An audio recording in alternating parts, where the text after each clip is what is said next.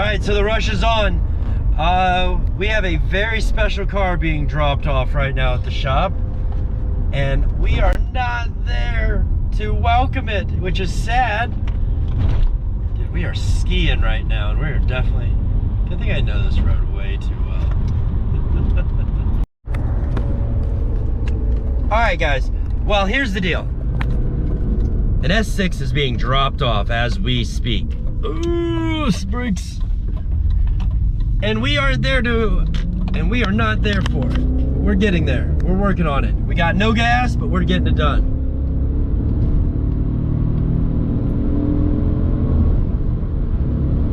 Oh, I see a tow truck up there. Little bitty dots right there. Really excited for this one, actually, because I'm a big C5 fan, and somebody brought me a C5 S6 Avant. Like, that's dope as shit. I was super stoked when I got an email saying, hey, hi, I have this car, here's a picture, and it's like, oh, hey, that's cool. I will happily work on your shitbox. So, we know it's got a few we'll get into it. Let's just get it off the trailer.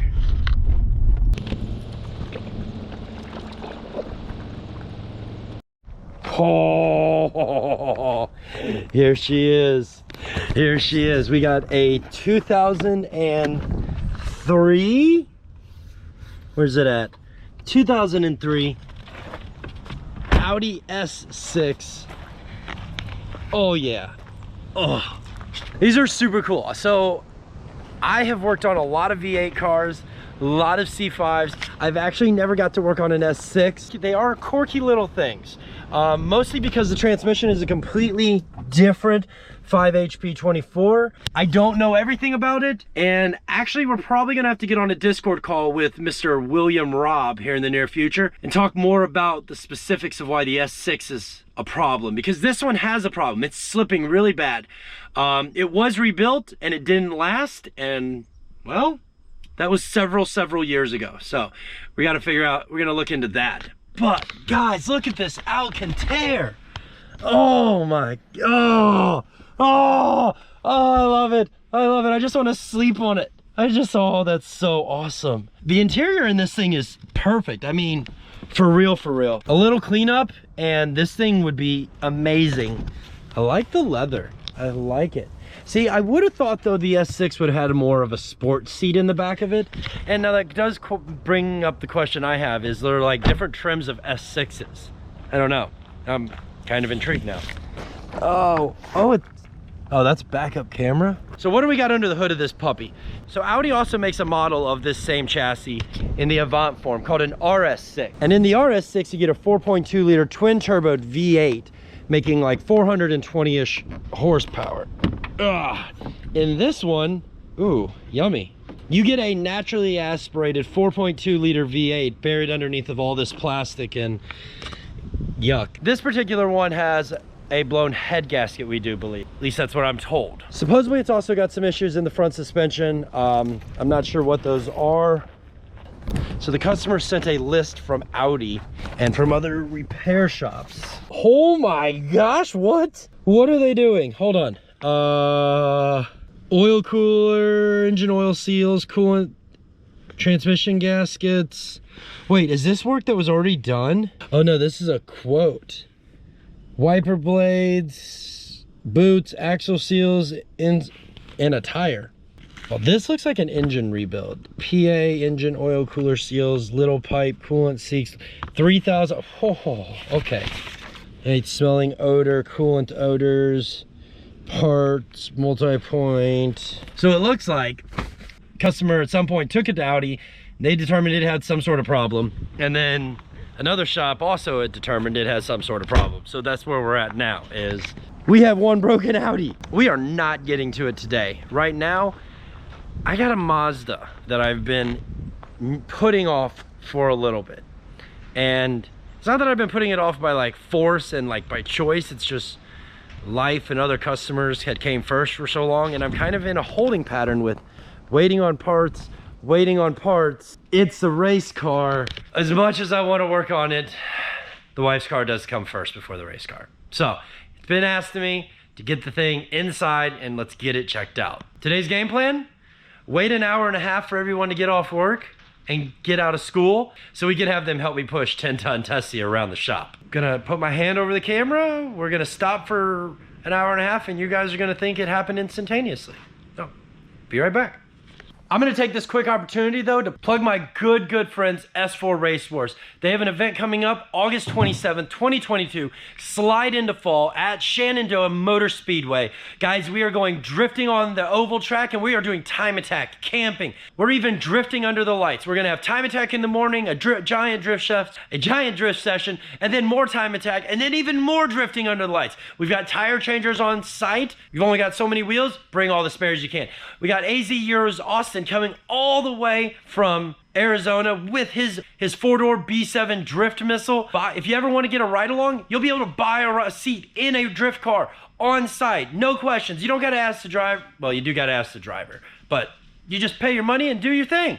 So guys, jump over to S4 RACEWARS on Instagram. Make sure to follow them to get all the updates. If you go over to S4RW.com and .net, you can also sign up to their subscription list and get notified of all the cool stuff as it's coming along.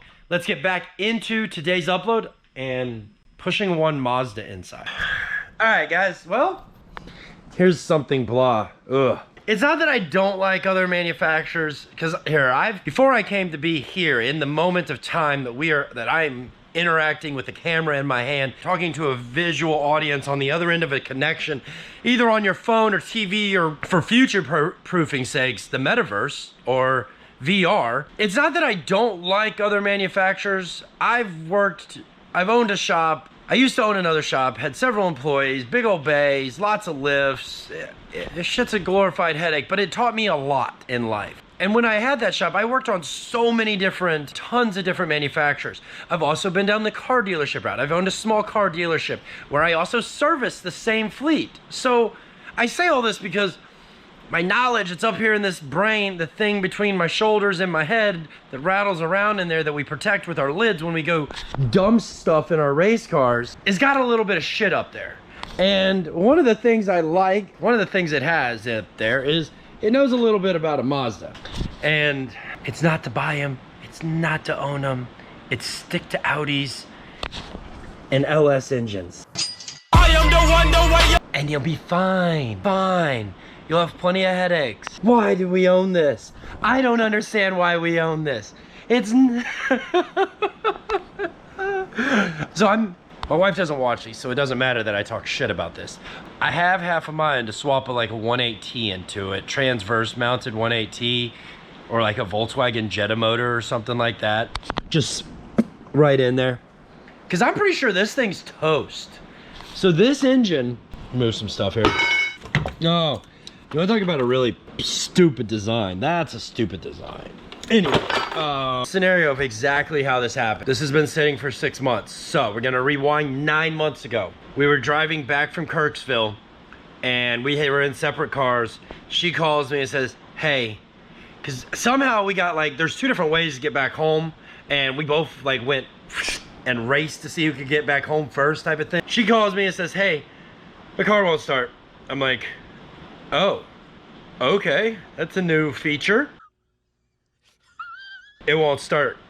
I was like, all right, well, I'm on my way. So I flip around and go and get her. Now we're gonna rewind 3 months before that. I left her brother's house to take Jacob, my oldest son, home, went down a back road, go to jump on the highway, and I accelerate a little heavy, and I hear, clock, clock, clock, clock, clock, clock, clock. No oil pressure light on the dashboard, which really is concerning. So it means that there was enough oil in the car to maintain oil pressure, but not enough oil in the car to lubricate the system. And you could hear it instantaneously. Instantly lifted off throttle, slowly rolled up into highway speed. Once I got up to cruise, I'm hearing I'm hearing this rotational super consistent. So being gentle to it, getting it to the house, find out it's like 3.5 quarts low of oil. So what that tells me is, first off, the Mazda motor burned some oil because this sucker did not smoke. From that point forward, the engine always made a really weird knocking sound. I'm pretty sure that we've spun a main bearing, possibly spun a rod bearing. That's what I'm gonna bank on. Pops thought that we maybe had a timing chain or like a rocker issue, and this has buckets under it with like, so it just, this thing spins, that thing goes up and down, it pushes on a little bucket underneath there, which pushes on a valve, and you have air and you have exhaust.